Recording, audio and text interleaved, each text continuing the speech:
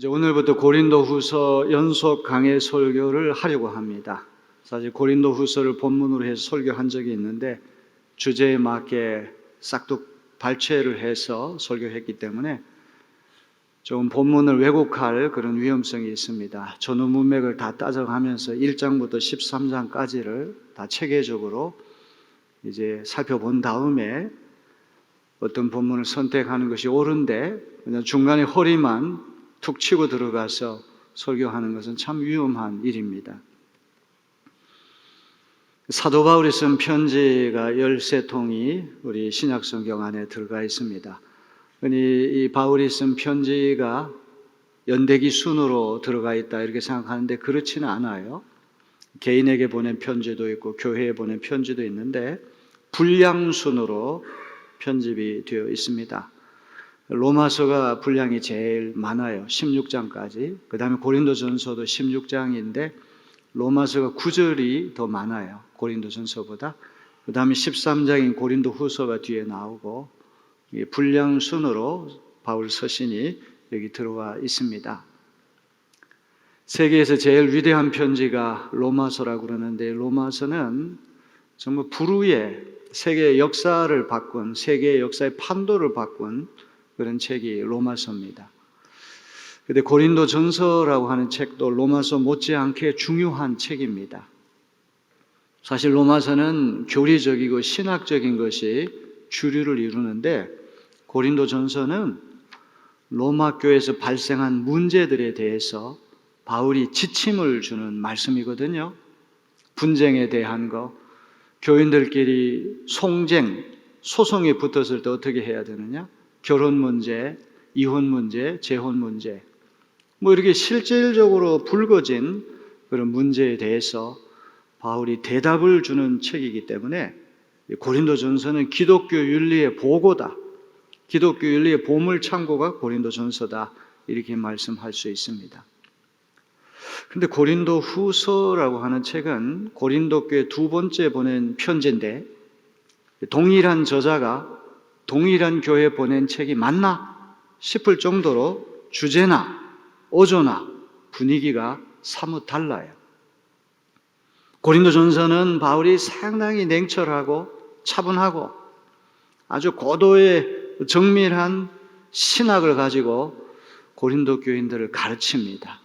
그런데 이 고린도후서라고 한 책은 굉장히 감정이 묻어 있고 고린도 교인들에 대한 섭섭함을 노골적으로 토로하고 격앙돼서 쓴 편지입니다.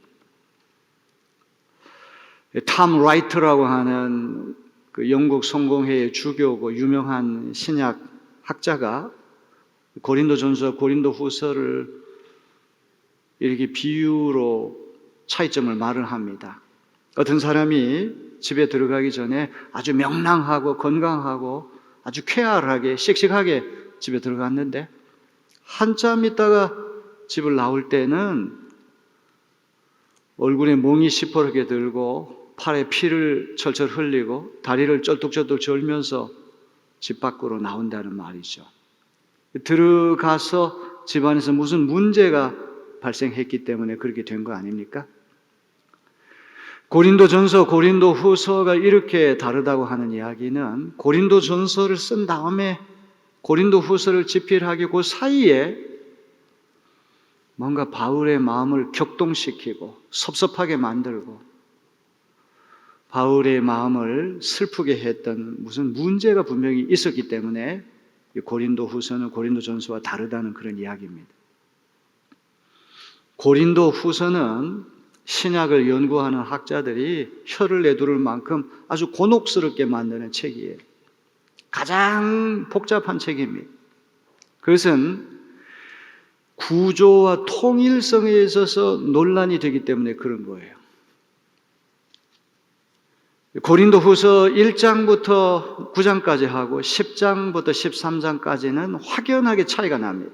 1장부터 9장까지는 우리라고 하는 1인칭 복수를 써서 이렇게 편지를 쓰는데 10장에 넘어가면 나라고 하는 1인칭 단수 주격으로 이야기를 하거든요. 그리고 아주 섭섭한 마음을 고린도 교인들을 향하여 여과 없이 드러내고 있습니다. 그래서 어떤 학자는 이 고린도 후서는 최소한 2개 이상의 독립된 편지가 연합됐다, 이렇게 이야기를 합니다. 1장부터 9장, 10장부터 13장까지, 심지어 어떤 학자는 5개의 독립된 편지가 이 고린도 후서 안에 들어와 있다, 이렇게 주장하는 학자도 있습니다. 나름대로 다 이유가 있고 설득력이 있는 그런 이야기입니다. 이제 복잡한 이야기는 차치하고, 고린도 후서는 고린도 전서와 다른 책이지만 바울의 가장 인간적인 면모를 드러내는 책이 바로 고린도 후서로 알려져 있습니다. 10장에 가면은 고린도 교회에 몰래 들어온 지도자들이 있었습니다. 이 사람들을 자칭 가장 위대한 사도다, 이렇게 주장하는 사람들입니다. 그들은 논변이 뛰어나고 용모도 수려하고 사람들을 설득하는 기술도 뛰어나고 또 신비한 영성까지 갖추었습니다. 고린도 교인들을 단박에 미혹시켜가지고 열렬한 추종자들이 생겨났습니다. 고린도 교인들이 그런 사도들에게 넘어가가지고 바울과 비교를 하는 거예요. 바울이라고 한 사람이 1년 6개월 동안 18개월 동안 고린도에 체류하면서 고린도 교회를 세웠잖아요. 아굴라와 브리스길라라고 하는 부부가 염소털로 천막을 만드는 업이 같아가지고 그 집에 유숙하면서 18개월 동안 고생해서 세운 교회가 고린도 교회인데, 이 고린도 교회를 세운 개척 목사 창립 목사님을 헐뜯고 업신여기고 그 사도들이 완전 넘어가 버렸어요. 그래서 바울 사도가 그런 지도자들을 향하여 그들은 거짓 사도들이고 그들은 거짓말하는 사람들이다, 진짜 사도는 사람들에게 박수갈채나 받고 인기를 끌고 어떤 대중성에 넘어가는 사람이 진짜 사도가 아니라 십자가에 달리신 예수 그리스도를 바라보고 십자가에 달리신 그리스도 예수를 정조준하는 사도가 진짜 사도다, 이거를 힘주어서 역설하는 책이 고린도 후서예요. 오늘날도 마찬가지입니다. 설교자 가운데 정치적으로 아주 급격하게 한쪽으로 기울어져 있고 정치인인지 설교가인지 알 수 없을 만큼 그런 이가 있고, 그리스도의 복음이 아닌 다른 복음을 가지고 사람들을 미혹하는 그런 이들이 2000년 교회 역사 속에서 얼마나 많이 나타났습니까? 우리 이런 시대에 교회는 어떤 교회가 되어야 되고 예수를 진정으로 따르는 크리스찬은 어떤 크리스찬이 되어야 하는가, 우리 고린도 후서를 통해서 대답을 얻고 은혜 받는 그런 시간이 되었으면 좋겠습니다. 고린도 후서 하면 여러분 잘 알려진 말씀들이 있습니다. 우리 고린도 후서 2장 15절을 다 같이 볼까요? 우리는 구원을 얻는 사람들 가운데서나 멸망을 당하는 사람들 가운데서나 하나님께 바치는 그리스도의 향기입니다. 여러분 많이 들어보셨죠? 교회 생활 오래 하신 분들은 그리스도의 향기라고 하는 말 귀가 따갑게 들었을 것입니다. 이 고린도 후서에 나오는 말씀입니다. 고린도 후서 3장 3절을 다 같이 볼까요? 여러분은 분명히 그리스도께서 쓰신 편지입니다. 우리는 그것을 작성하는 데 봉사하였습니다. 그것은 목물로 쓴 것이 아니라 살아계신 하나님의 영으로 쓴 것이요 돌판에 쓴 것이 아니라 가슴판에 쓴 것입니다. 오늘로 얘기하면 여러분은 전도지라는 말이에요. 바깥에 나가서 전도지를 수만 장을 돌려도 여러분 얼굴과 여러분의 삶, 여러분의 인격보다 더 아름다운 전도지는 없는 줄로 믿습니다. 고린도 교인들은 그리스도께서 쓰신 편지라는 거예요. 이건 목물로 쓴 게 아니에요. 잉크로 쓴 게 아닙니다. 하나님의 영으로 쓴 것이고 돌판에 쓴 것이 아니라 우리 심령, 가슴 깊은 마음판에 새긴 그리스도의 편지가 고린도 교인이라는 것이죠. 고린도후서 4장 7절을 다 같이 볼까요? 우리가 이 보배를 질그릇에 가졌으니 이는 심히 큰 능력은 하나님께 있고 우리에게 있지 아니함을 알게 하려 함이라. 보배라는 것하고 질그릇은 정반대입니다. 질그릇은 흙으로 만들었기 때문에 조금만 부딪혀도 사정없이 깨집니다. 연약합니다. 우리 인간은 질그릇과 같은 존재인데 이 질그릇에 예수 그리스도라고 하는 보배가 담겨 있는 줄로 믿습니다. 질그릇과 같은 우리 안에 보배이신 예수 그리스도께서 있기 때문에 큰 능력이 사람에게 있는 것이 아니라 하나님께 있는 것입니다. 바울이 어렵고 힘든 일을 만날 때마다 오롯이 주님만 바라봤을 때 주님 그를 극적으로 건져주셨어요. 오늘 여러분의 삶이 그와 같은 어려움 속에 있을 때마다 주님을 바라보고 주님께 도움을 요청하시길 바랍니다. 주님이 건져주실 줄로 믿습니다. 우린 질그릇처럼 연약한 존재지만 보배를 질그릇에 간직했습니다. 고린도후서 5장 20절을 다 같이 볼까요? 그러므로 우리는 그리스도의 사절입니다. 대사라는 말, 엠베세더. 하나님께서는 우리를 시켜서 여러분에게 권고하십니다. 우리는 그리스도를 대리하여 간청합니다. 여러분은 하나님과 화해하십시오. 우리나라에 와 있는 외국 대사들은 그 나라를 대표해서 와 있잖아요. 그래서 무슨 국가적인 문제가 있을 때마다 대사를 불러가지고 항의를 합니다. 대사는 국가를 대표해서 온 거란 말이죠. 근데 우리는 이 땅에서 그리스도를 대표한 대사와 같은 존재다, 이런 이야기를 합니다. 자, 이런 빛나는 문장이 고린도 후서에 나오는데 초두에 말씀드렸던 것처럼 아주 복잡하고 아주 난해한 말씀이 고린도 후서입니다.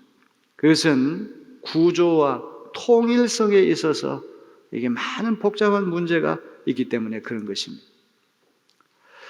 흔히 고린도 후서를 눈물에 서신 눈물의 편지 그렇게 말을 하거든요. 우리 고린도 후서 2장 4절을 다 같이 읽어봅니다.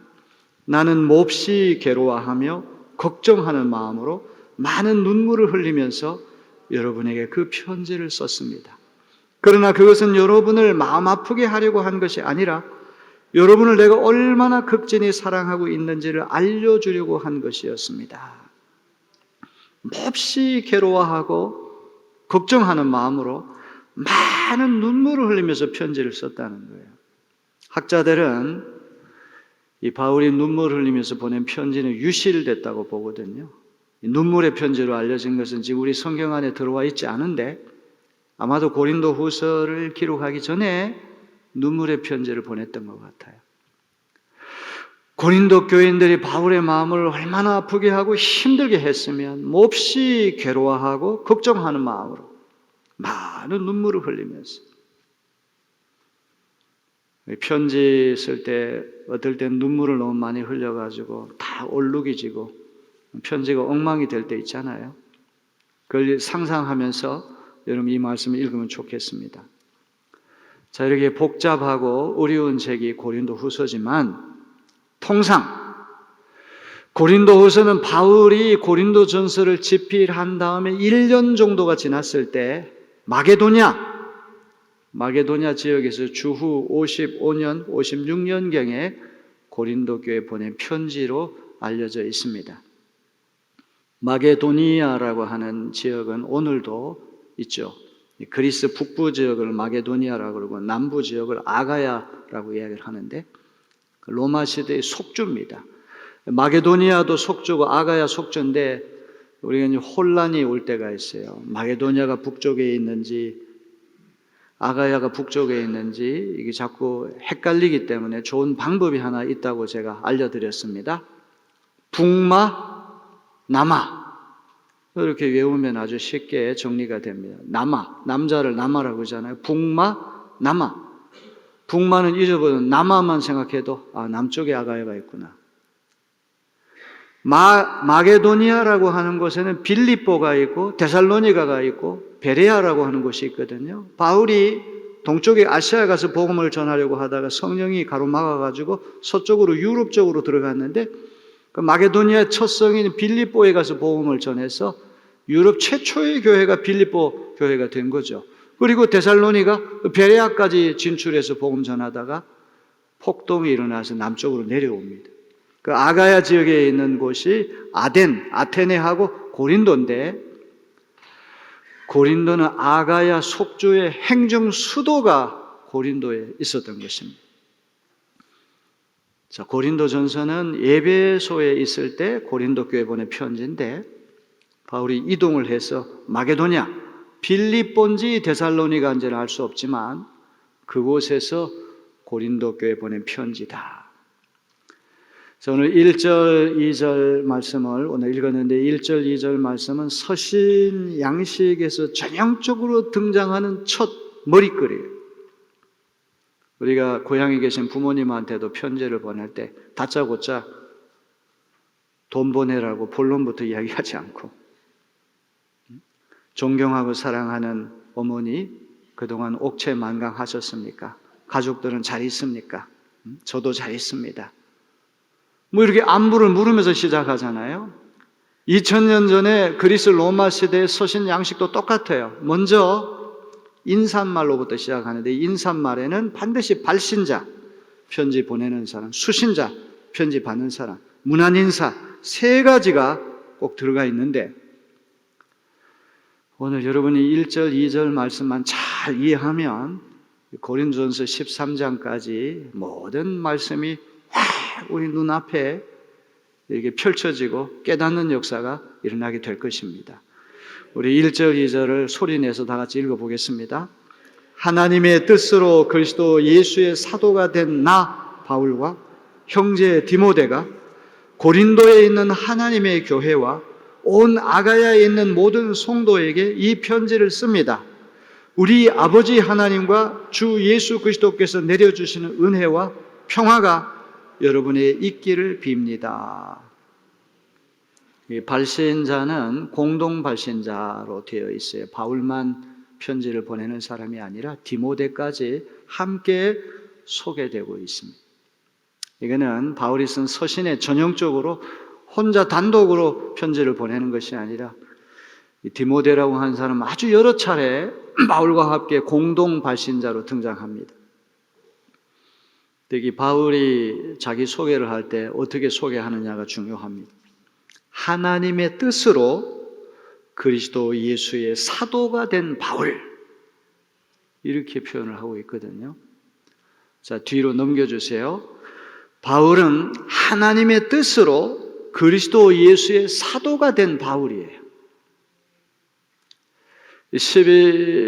10장부터 13장까지 이제 넘어가게 되면 고린도 교회 몰래 들어와가지고 고린도 교인들을 미혹하고 인기를 한 몸에 끌고 박수갈채를 받으면서 저 사람들은 외모도 수려하고 언변도 뛰어나고 신비한 능력까지 있고 어디 하나 부족한 것이 없다. 근데 바울은 외모도 부족하고 말주변도 없고 편지 하나는 잘 쓰는데 다른 건 다 자격 미달이다. 사도권, 사도라고 하는 말은 특별한 임무 수행을 위해서 보냄을 받은 자 이런 뜻이거든요. 아포스톨로스.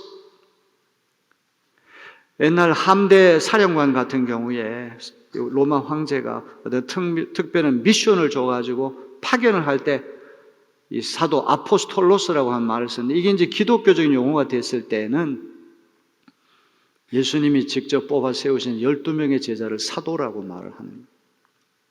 그런데 바울은 12명 안에 못 들어가거든요. 바울이 만난 예수님은 부활하신 예수님이지 생전에 육신의 예수님은 만난 적이 없어요. 그러니까 고린도 교회를 비롯해서 이 초대교회가 바울의 사도권에 대해서 자꾸 시비를 거는 거예요. 그리고 일설에 의하면 바울은 키도 작고 아주 외모가 보잘것이 없었어요. 말주변도 없고. 그러니 어떤 탁월한 설교가들이 나타나가 대중을 휘어잡고 아주 인기 있는 그런 대중성이 있는 설교가들이 고린도 교회에 들어와서 이 교회를 휘젓는 것입니다. 그리고 자꾸 바울을 비교하는 거예요. 근데 여기 바울은 첫머리에서 뭐라고 말을 합니까? 자기가 사도가 된 것은 자기가 되고 싶어서 된 거 아니고 누가 세워진 것도 아니고 어떤 기관이 인정해서 임명된 것이 아니고 하나님의 뜻으로 그리스도 예수의 사도가 됐다. 이거야말로 바울의 자의식을 고린도후서 13장까지 계속 이어지는 사도 바울의 자의식을 그대로 드러내는 말씀이기 때문에 중요한 거예요. 목사님이 어머니가 소원 기도했기든 자기는 가기 싫은데 신학교 간 거 아니잖아요. 제가 내립교회 온 것이 제가 오고 싶어서 여기 왔겠습니까? 하나님의 뜻으로 그리스도 예수의 종으로 여기 온 것이지 여러분의 종으로 제가 온 것은 아니잖아요. 물론 그리스도의 종이기 때문에 여러분 종이 되어야 된다는 당연한 일이지만 바울을 사도로 불러준 사도의 원천, 권위의 원천은 하나님께 있고 그리스도께 있다는 사실을 바울이 분명히 말씀하고 있습니다. 그 다음에 공동발신자 디모데를 소개할 때 흥미로운 형제라고 하는 말을 쓰고 있거든요. 사도행전에 보면 바울과 함께 동역한 사람들의 숫자가 100명이 넘는데 엄청나게 사람이 많은데 바울의 최측근 중에 측근이 디모데가 아닙니까? 디모데는 바울이 믿음으로 낳은 아들이다. 친아들 이상으로 아끼고 사랑한 사람이 디모데인데 새까만 아들같이 새까만 후배가 디모데인데 바울은 그를 형제라고 하는 대등한 관계, 수평적인 관계에서 소개를 하는 거예요.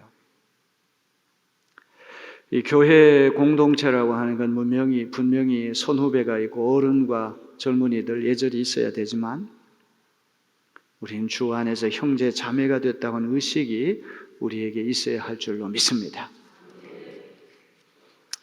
제가 네브라스카라고 하는 곳에 가서 그 백인 교회 부목사로 있을 때 조그만 아이들이 담임 목사님을 조셉이라고 하는 분인데 조조 간단히 애칭으로 조조 그렇게 부르는 것을 깜짝 놀랐어요. 저한테 흥규하고 부르는 거예요. 친근감이 있을수록 더 그래요. 사실 우리 교회 학교 어린애들 중고등부 학생들 만나면 친구처럼 아주 참 너무 좋아해요. 아버지와 아들 사이도 이게 친구처럼 지내면 얼마나 좋겠습니까? 그렇죠? 격의 없이 친구처럼 지내는. 우리 주님 안에서는 바울과 디모데는 아버지와 아들처럼 상당히 거리가 멀고 굉장히 어려운 관계지만 형제라고 소개하고 있는 것을 기억해야 됩니다.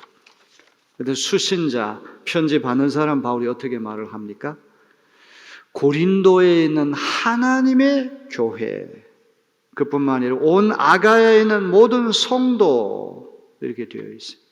이 교회라고 하는 말과 성도라고 하는 말을 우리 붙들어야 됩니다.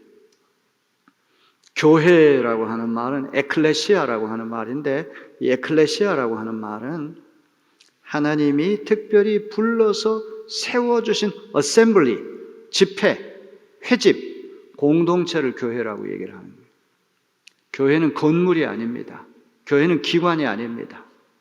세상에 속해 살다가 예수를 믿고 하나님께서 뽑아서 거룩한 공동체에 불러주신 하나님의 백성이 에클레시아, 교회라는 것을 기억해야 됩니다. 우리 교회에 온 것은 건물에 온 것이 아닙니다. 하나님이 불러주신 거룩한 백성에 소속되기 위해서 우리는 교회에 온 것입니다. 이 교회는 하나님의 교회예요. 내가 엄청나게 돈을 많이 헌금을 해가지고 이 교회가 창립이 됐다고 해서 그 사람 교회가 아니란 말이에요. 내가 순교를 해가지고 교회를 지켰다고 하더라도 그 개인이 영광받을 교회가 아니라 하나님의 교회. 그런데 흥미로운 거는 고린도 후서니까 고린도 교회 보낸 두 번째 편지니까 고린도 교회만 이야기해도 충분한데 이 범위를 넓히거든요. 온 아가야에 있는 모든 성도 이렇게 되어 있거든요. 오늘로 얘기하면 내리교회뿐만 얘기하는 것이 아니라 인천 안에 있는 온 인천 안에 있는 모든 성도 수신자를 이렇게 밝히고 있어요. 아까도 말씀드렸지만 그리스 북부에 마케도니아가 있고 남쪽에 아가야 속주가 있는데 아마도 고린도 교회뿐만 아니라 여러 교회들이 아가야에 많이 흩어져 있었던 것 같아요. 이 편지가 고린도 교인들을 향한 편지가 틀림없지만 범위를 넓히는 것은 교회는 유기적으로 연결되어 있구나. 인천에 있는 교회는 내리교회만 교회가 아니라 온 인천에 있는 모든 성도들이 다 주님의 몸된 교회에 들어가 있구나. 이게 교회의 보편성이잖아요. 카톨리카라고 하는 말, 캐톨릭이라고 하는 말이 보편적이란 말이잖아요. 아프리카에 있는 교회든 아시아에 있는 교회든 라틴 아메리카에 있는 교회든 지역에 상관없이 2000년 전의 교회든 오늘의 교회든 천년 후의 교회든 시간과 공간을 뛰어넘어서 모든 교회는 주님의 한 몸된 교회로서 유기적으로 연결되어 있다는 것입니다. 교회라는 말과 더불어 정말 중요한 말이 성도라고 하는 말이에요. 가장 아름다운 말이면서 가장 오염된 말이기도 합니다. 2000년 교회 역사가 교회를 유지하고 관리하기 위해서 직능을 도입하잖아요. 집사가 있고 권사가 있고 장로가 있고 목사가 있고 감리사가 있고 감독이 있고 주교가 있고 노회장이 있고 총회장이 있고, 그러다 보니까 우리가 오해를 해가지고 성도 그러면 집사가 아닌 사람, 어떤 이 사닥다리로 놓고 본다면 맨 밑에 있는 말단에 있는 사람이 성도라고 오해하기 쉬운데, 이거야말로 엄청난 오해고 잘못 생각하는 거예요. 우리는 목사이기 전에 성도고 장로이기 전에 성도고 감독이기 전에 성도고, 하기오이스, 세인트라고 하는 말, 가장 보배롭고 아름다운 말인 줄로 믿습니다. 우리 죽은 다음에 집사 아무개, 장로 아무개, 목사 아무개보다 더 아름다운 말이 성도 아무개. 이게 진짜 아름다운 말이에요. 성도라고 하는 말은 무슨 말입니까? 구별된다는 말이거든. 세상에서 섞여 살던 일을 하나님이 뽑아서 거룩하게 세워주신 사람이 성도란 말이에요. 성도라고 하는 이름은 구원의 이름입니다. 은총의 이름입니다. 아무리 불러도 위험하지가 않아요. 그런데 집사, 권사, 장로, 목사, 감리사, 감독, 노회장, 총회장, 이런 직능의 이름은 상당히 위험합니다. 오염될 수 있습니다. 타락될 수 있습니다. 바울이 온 아가야에 있는 모든 성도, 앞으로 우리가 해야 할 중요한 작업이 있다고 한다면 이 오염된 기독교적인 용어, 성경적인 용어를 원상복구시키는 것. 은혜라고 하는 말도 얼마나 아름다운 말인데 이것도 너무 오염이 돼버렸어요. 여러분, 우리는 내리교회 성도로 하나님 앞에 서 있음을 믿으시길 바랍니다. 자, 이제 마지막으로 이제 인사말입니다. 우리 1장 2절을 다 같이 한번 읽어보겠습니다. 우리 아버지 하나님과 주 예수 그리스도께서 내려주시는 은혜와 평화가 여러분에게 있기를 빕니다. 세상의 편지하고 바울의 편지가 얼마나 다릅니까? 아버님 만수무강하시옵소서. 옥체 건강하시옵소서. 건강하십니까? 돈 많이 버셨습니까? 이런 이야기가 아니라 은혜와 평강을 기원합니다. 은혜가 먼저 오고 평강이 따라 붙는다는 게 중요하죠. 평강 있는 곳에 은혜가 있는 게 아니라 은혜 있는 곳에 평강이 있다는 말이에요. 그런데 이 은혜와 평강은 누구에게서부터 오는 겁니까? 우리 아버지 하나님과 주 예수 그리스도로부터 오는 선물이에요. 카리스, 은혜라고 하는 평강, 평화, 에이레네. 은혜라고 하는 것은 내가 자격이 없고 공로가 없어도 하나님 앞에 고개 들 수 없는 죄인이지만 하나님이 나를 용서하시고 받아주시는.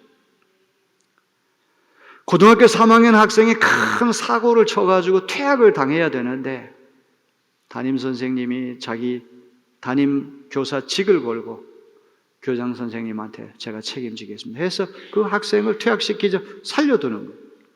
그게 은혜죠. 이 은혜가 누구에게부터 옵니까? 우리 아버지 하나님과, 과라고 하면 카이라고 하는 말인데 동격 접속사죠. 동격. 성부 하나님과 성자 예수 그리스도로부터 오는 선물이, 그리스도 예수를 통해서 하나님 주신 선물이 은혜라고 하는 것을 기억해야 돼요. 하나님 은혜가 있게 되면 우리 마음에 감사가 생겨요. 하나님 은혜가 있게 되면 우리 마음에 평화가 찾아옵니다. 은혜가 사라지게 되면 우리 마음이 평화가 없어져 버려요. 불안해요. 두렵게 돼요. 분노가 치밀어 올라요. 복수하고 싶은 마음이 생겨요. 고린도 교회에 있는 성도들에게 가장 필요한 것은 두 가지입니다. 은혜와 평강입니다. 아멘? 은혜와 평강만 있으면 그 다툼도 사라지고 바울을 오해하는 마음도 사라지고 교회는 하나가 될 수가 있는 것입니다. 오늘 고린도후서 1장 1절 2절 서신의 머릿말에 해당하고 인사말에 해당하는 말씀이지만 13장까지 일사천리로 나아갈 수 있는 모든 핵심이 여기 고스란히 담겨져 있음을 믿으시고 에클레시아, 오늘 교회의 하기오이스, 성도로 모인 여러분들, 하나님께서 그리스도 예수를 통해 주시는 은혜와 평강이 여러분에게 함께 하시기를 주님의 이름으로 기원합니다.